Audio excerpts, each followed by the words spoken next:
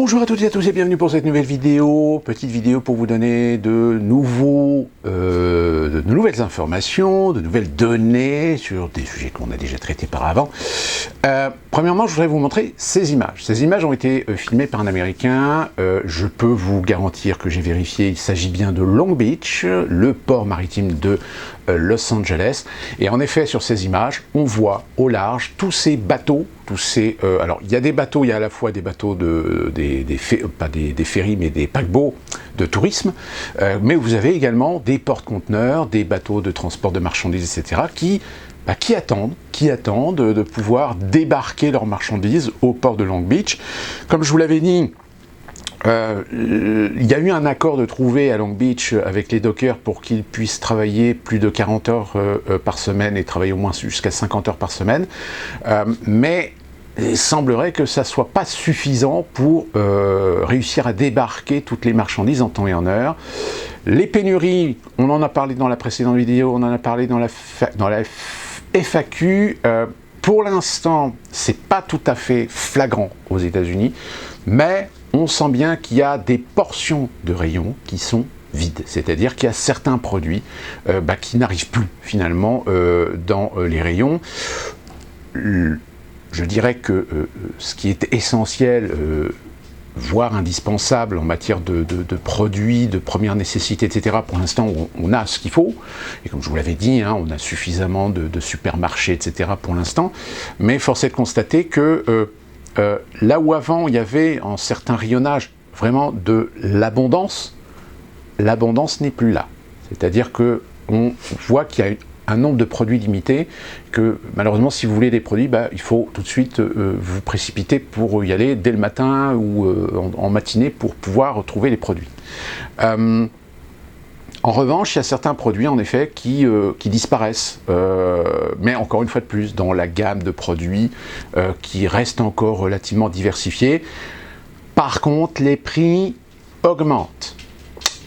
Oui, je pense que si je vous montre cette photo, je vous ai dit, Californie, ils sont arrivés à 8 $ le gallon, et bien en Caroline du Nord, ça y est, on a dépassé les 3 $, on est à 3,1 $, 3,4 $. Alors on peut encore trouver des stations à 2,95 $, 99, etc. Si on veut un essence un peu moins cher, nous on a de la chance, on peut encore descendre en Caroline du Sud, puisque leurs taxes sont beaucoup moins chères qu'en Caroline du Nord.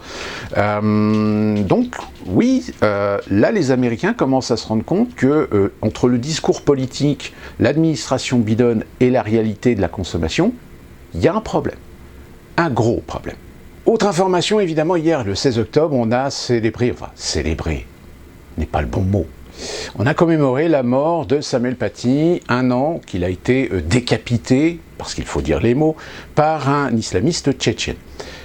Et aujourd'hui, 17 octobre, Emmanuel Macron a décidé, tout simplement, de célébrer.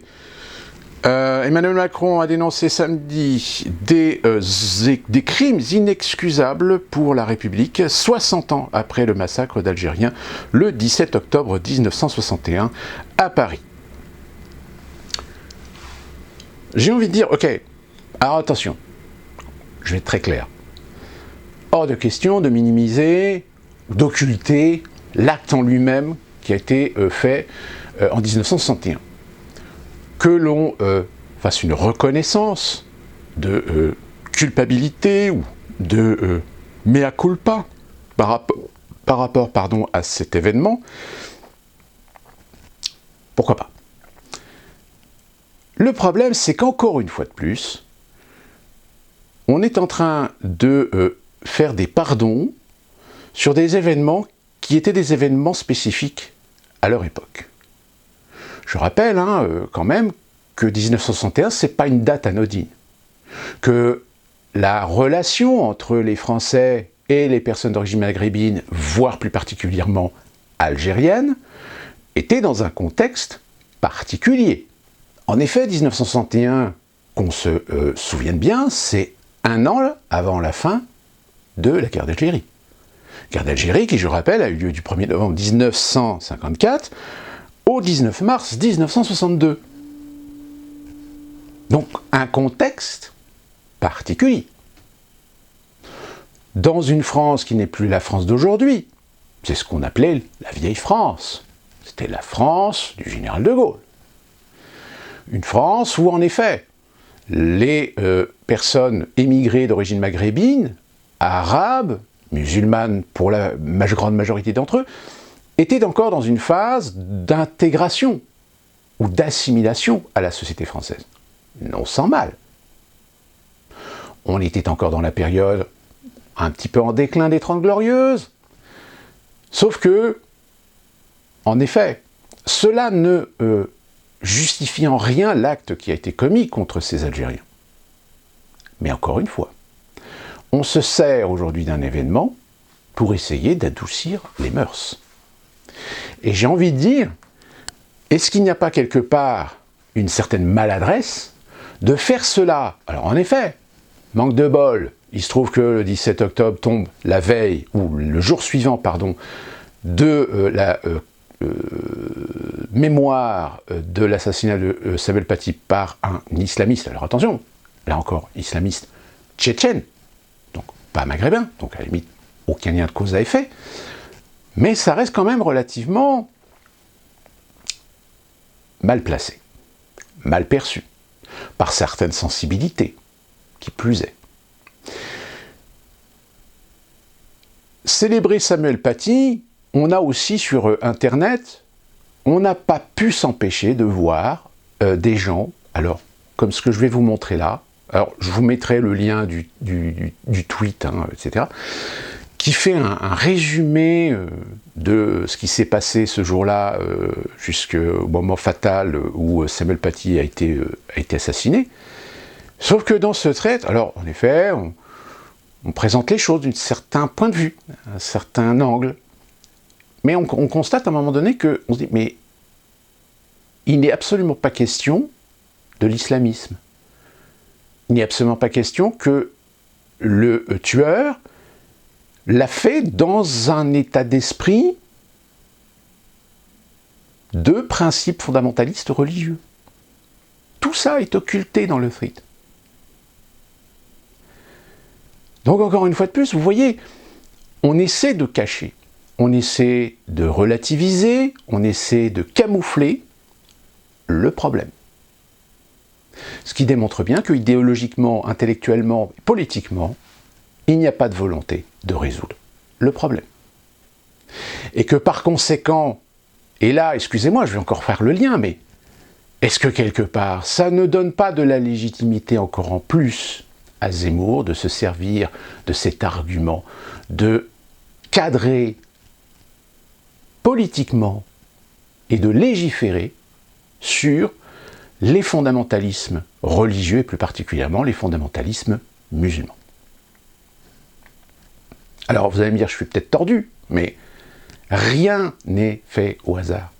Tout est toujours à un moment donné calculé. On ne me fera pas croire que dans les services de communication de Macron, il n'y a pas des gens qui vont se rendre compte que fêter un massacre contre des Algériens, et donc de fait des musulmans,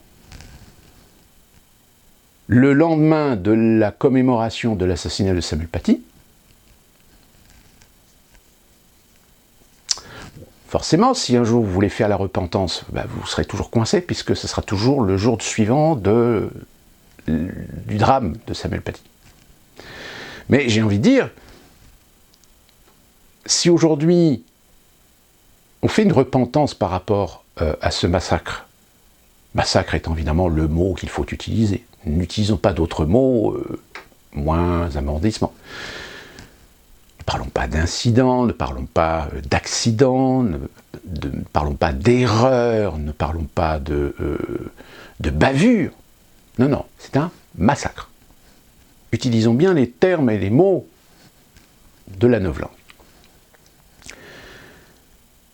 Et dans ce cas-là, on ouvre la porte à tous les massacres, tous les génocides que la France a pu faire. Pourquoi pas? Je veux dire, allons-y. Continuons cette politique de culpabilisation des Français, d'être Français, d'appartenir à un pays qui, dans son histoire, a fait de la colonisation, a fait de la traite des Noirs, a fait de l'esclavage, a fait des massacres, a fait des génocides, a fait des conquêtes, a fait des guerres, a fait des massacres, a fait... j'ai envie de dire comme tout pays, finalement. Tout pays, à un moment donné, dans son histoire, est coupable d'avoir commis quelque chose d'ignoble. Sauf que quand on se sert de ça dans une idéologie de culpabilisation et d'amoindrissement de la fierté nationale, de la fierté d'être français, de la fierté d'être patriote, force est de constater que malheureusement, si aujourd'hui, en effet, on a pu voir des Gilets jaunes relancer un petit peu le mouvement, des manifestations dans certaines grandes villes, des prises de ronds-points, moi j'ai envie de dire, est-ce que ça sert vraiment à quelque chose maintenant? Je ne suis pas certain. Je pense que malheureusement, on est allé beaucoup trop loin dans certains domaines.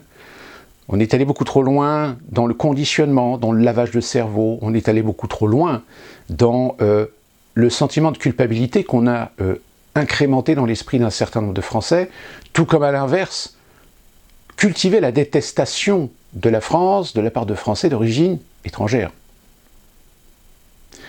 Je suis désolé de dire ça, mais malheureusement, si à un moment donné, politiquement, on ne remet pas les choses dans un cadre, si on ne remet pas les choses dans la droiture, si on ne remet pas les choses au point, si on ne met pas les choses sur la table, et on légifère, et on décide, et on décrète, et on tranche,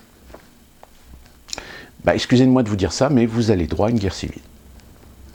Qui plus est guerre civile avec un penchant guerre civilisationnelle.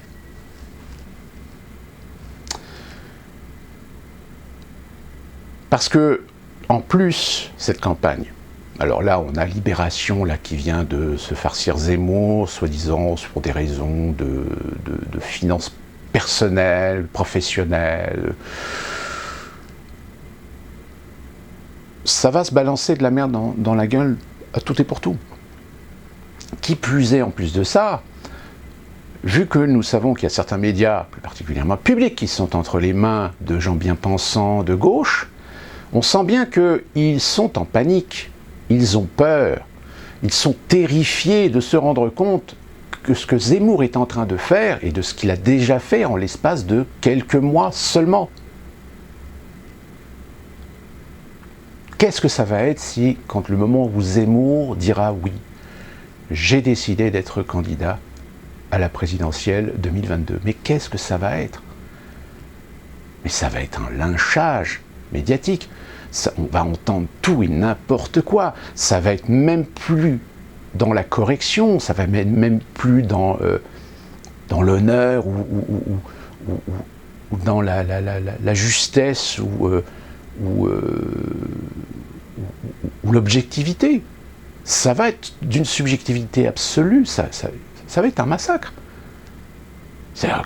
J'ai même envie de dire que malheureusement, les médias seront à un moment donné responsables, à force d'augmenter les tensions, à force de mettre la pression, à force de balancer de la merde constamment sur Zemmour, ils vont finir par énerver des Français, de voir peut-être leurs préférences, de voir peut-être le candidat pour lequel ils ont peut-être l'intention de voter, s'acharner sur lui. Et forcément, qu'est-ce que vous croyez que ça va mener à un moment donné? C'est que le sang va couler. Et si le sang coule, suivant les circonstances, suivant les conditions,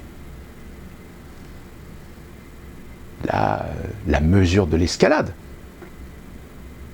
Mais j'ai envie de dire, cette accélération, dont d'ailleurs Zemmour, à mon sens, est un acteur, est un pion, est un domino, est la démonstration que le système financier est en train d'être en mode panique et que tous les compteurs sont en train de signaler des alarmes. Et je vais terminer là-dessus parce que je pense que le sujet, on y reviendra, parce que ça va évoluer. Ça va évoluer en haine, ça va évoluer en insultes, en provocation contre Zemmour, et qui va, oui en effet, ça va alimenter les haines. Ça va alimenter l'incompréhension des Français de voir des gens, des journalistes, des comiques, des artistes, etc., prendre parti, mais prendre parti sans être dans la mesure, sans être dans la contrariété, sans être dans la critique constructive, mais plutôt dans la provocation, dans l'insulte directe. Les assimilations, les comparaisons, peste brune, néonazisme, etc. On va l'entendre. On a même aujourd'hui sur des plateaux des gens qui commencent à dire oui mais regardez, des gens comme BHL, Finkielkraut sont en train de dire que Zemmour déshonore la communauté. Déshonore quoi? La communauté. Quelle communauté? Communauté juive. Mais attendez, la République est laïque. On ne juge pas un candidat sur ses origines. Mais même ça, le CSA, non, pas de problème, ça passe. Imaginez bien que c'est comme si, par exemple, Philippot était à la place de Zemmour, c'est-à-dire Philippot était présidentiable. On entendrait des gens dire oui, il est une insulte pour la communauté LGBT. Il déshonore la communauté LGBT. En quoi il déshonore la communauté LGBT? Pourquoi? Parce que la communauté LGBT, vous admettez que la communauté LGBT est politisée?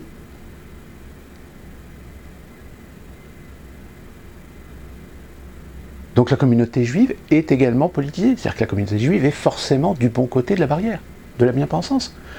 Mais dites-moi, je vous rappelle une chose, c'est quand même depuis la création du Front National, pendant les années 80, on a traité le Front National de parti antisémite, alors qu'en réalité, enfin dans les années 90, on s'est rendu compte qu'une petite partie de l'électorat Front National était un électorat juif bourgeois, conservateur.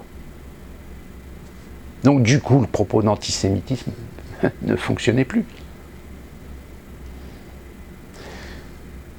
Donc tout ça pour dire que ça va, comme je vous l'avais dit dans plusieurs vidéos, hein, je pense qu'on n'a jamais vu et on ne verra jamais une campagne aussi sanguinolente, aussi brutale et aussi violente.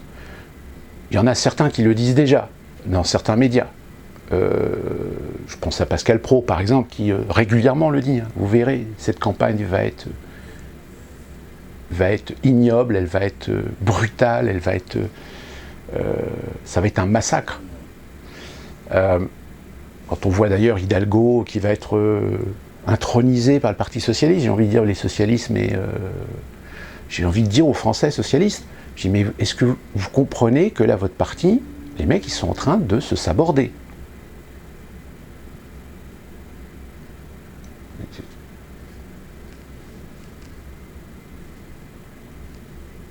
Oui mais c'est une Hidalgo, c'est une femme.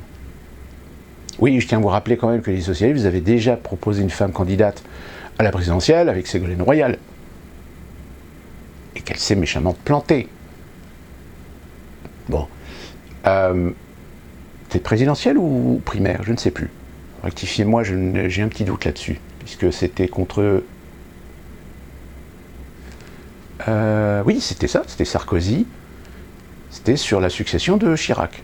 Hein, c'est ça, si ma mémoire est bonne. Donc, pareil chez les écolos, quand on voit ce qu'ils alignent avec Rousseau, Jacot, non mais je pense que si on est un tant soit peu lucide, il est clair que tous les candidats du premier tour, il y en a 2-3 qui, à mon sens, sont ceux sur lesquels on va peut-être miser pour les mettre en pole position pour le second tour. Donc en l'occurrence, ça sera Macron, Mélenchon et Zemmour. Je pense que Le Pen, elle est, de toute façon, elle est déjà foutue. Tous les autres, ce ne sont que des figurants. Et c'est là que moi je suis relativement inquiet, c'est de savoir qu'il y a des Français qui vont être dans la conviction, qui vont être dans le prosélytisme, qui vont être dans le partisanisme, de gens dont il est évident, si vous avez un minimum de bon sens, qu'ils ne sont là que pour faire de la figuration.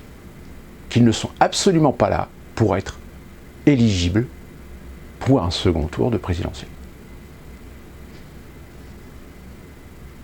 Donc, Celui qui me dit « vive la démocratie », j'ai envie de lui dire « fais attention parce qu'il y a des gens qui vont te cracher à la gueule ». Parce que la démocratie, il y en a plein, il n'y en a plus. C'est fini, c'est terminé. Vous avez laissé pendant des décennies des gens s'arranger des lois, s'arranger des textes. Je vous rappelle, une précédente vidéo, je vous ai rappelé que le Sénat a décidé finalement d'abroger le texte qui avait été voté en 2017 sur le cumul des mandats. C'est quoi l'intérêt pour le peuple? Il n'y en a pas, c'est juste leur intérêt de pouvoir continuer à cumuler des fonctions locales avec des fonctions nationales. Voilà, tout simplement. Donc maintenant, la question essentielle qu'il faut se poser, c'est est-ce qu'aujourd'hui, les Français sont majoritairement émasculés à ce point pour ne pas se rendre compte que de toute façon, ils vont passer à la casserole. Qu'on va leur supprimer des libertés fondamentales, qu'on va leur supprimer des droits à la propriété, qu'on va leur supprimer... C'est-à-dire qu'on va les asservir. Et il y aura toujours une petite élite. D'ailleurs, dans la petite élite, elle compte sur la frange sociale aisée de la classe moyenne pour jouer son rôle de contremaître, de superviseur, de manager du reste de la classe moyenne, de la petite et moyenne classe moyenne. Vous savez, cette petite classe aisée, qui n'est pas considérée comme une classe bourgeoise, mais qui a voilà, des bons revenus, et qui d'ailleurs vont certainement voter Macron. Là-dessus, je vous ai déjà expliqué pourquoi. En réalité, on est en train tout simplement de revoir une lutte de classe, mais une lutte de classe qui n'est pas encore consciente dans l'esprit de beaucoup de Français, qu'on a déjà fracturé la société, et qu'on va encore plus la fracturer, et qu'on va faire de la société française, eh bien une société américaine. C'est-à-dire une société où d'un côté vous avez le fric, le capitalisme, l'ultralibéralisme, et tous ces acteurs, et de l'autre, les esclaves, les asservis par la dette, les miséreux, les perdus, les marginaux de la société, sur lequel d'ailleurs on met encore plus de pression avec toute la culture woke, etc. Progressisme, antiracisme, LGBT, etc. C'est des outils de pression, c'est des outils idéologiques, c'est des outils de propagande, jusqu'à temps que ça finisse par éclater. Mais déjà, ça commence à éclater, puisque dans certains États, il y a certains États qui affirment leur volonté de rester quand même dans certaines valeurs, dans certains principes, dans certaines traditions conservatrices. Vous voyez le Texas, Vous avez aujourd'hui énormément de médias qui font le forcing sur le Texas suite à sa décision de changer les conditions d'accès à l'avortement. Ça va jusqu'au, même des fois, certains articles dans certains médias où on lit « interdiction de l'avortement ». Non, c'est pas une interdiction de l'avortement, c'est juste qu'ils ont limité l'âge à laquelle vous pouvez avoir, le temps de, comment on appelle ça, pas le temps d'incubation, mais c'est-à-dire entre le nombre de mois, le nombre de semaines que la personne est enceinte, pour pouvoir accéder à l'avortement. Attention, pareil là-dessus, je ne vais pas vous me donner une opinion parce que c'est un sujet compliqué, c'est un sujet vaste qui rentre en ligne de compte à la fois la théorie sur le papier sur lequel on est tous d'accord, l'accès à l'avortement, c'est une liberté pour les femmes, c'est un droit fondamental, etc. Ok, bien sûr. Mais le problème, c'est que dans la réalité des faits, malheureusement, il y a des fois certains cas où là, il y a peut-être une réflexion à avoir. Mais voilà, c'est un autre sujet. Donc, que puis-je vous dire de plus, si ce n'est, faites attention à vous, et faites attention à ce que vous lisez, ce que vous entendez, parce que je pense qu'on va... regardez par exemple le Pandora Paper, on en a parlé, puis là, tout d'un coup, hop, ça a disparu. Ça a disparu parce que malheureusement, dans le Pandora Paper, on dénonce des gens qui pensaient être dans le rouage du système, mais qui en réalité, aujourd'hui, sont en train de se rendre compte qu'il y a peut-être un changement de pragmatisme. Et d'ailleurs, pour terminer cette vidéo, je vous pose la question. Est-ce que quelque part aujourd'hui, ces gauchistes, intello, bobo, artistes, médiatiques, etc., ne sont pas rageux? Pourquoi? Parce que peut-être parmi eux, certains sont en train de se rendre compte qu'ils étaient, pendant un temps, les pions, les acteurs, les promoteurs du nouvel ordre mondial, mais qui en réalité sont en train de se rendre compte que peut-être ceux qui sont en haut de la pyramide ont décidé de changer leur plan et d'avoir recours à d'autres méthodes, à des méthodes beaucoup plus percutantes, à des méthodes plus rudes, à des méthodes plus violentes. J'en ai déjà parlé, je vous l'ai dit. Il sera peut-être plus intéressant pour les mondialistes de réussir à installer leur nouvel ordre mondial, si on réussit à mettre le chaos dans des pays, et du fait du chaos, de légitimer des lois liberticides, des lois totalitaires, autoritaires, sous le couvert du sauver la démocratie, sauver la République est menacée, la démocratie est en train d'être attaquée, etc., etc., etc. Est-ce que vous trouverez toujours le consentement de beaucoup de gens par rapport à cette idée? Et derrière, hop, vous glissez votre régime totalitaire. Un régime totalitaire dans le système technocratique, dans le système bureaucratique, dans le système législatif, mais qui aura toujours le manteau de la démocratie. Et ça, je pense qu'il y a certains gauchistes qui commencent à se dire, est-ce que là, on n'est pas en train de se faire doubler? Et qui vont devenir plus rageux. Allez savoir. Chose à méditer. D'ici là qu'on se retrouve pour une prochaine vidéo, sur un nouvel événement, une nouvelle catastrophe. Que puis-je vous souhaiter de bien vous porter? Et surtout, n'hésitez pas, si vous avez toujours des questions, posez-les, il n'y a pas de souci. Je m'évertuerai d'y répondre au mieux de mes capacités, de mes possibilités. Petit aparté, merci à celui qui m'a fait un petit détail sur les descendants, les héritiers, les légitimes d'une potentielle monarchie française. Au moins comme ça, le détail, vous m'avez confirmé sur mon doute concernant les Valois. D'ici là, bon courage et portez-vous bien.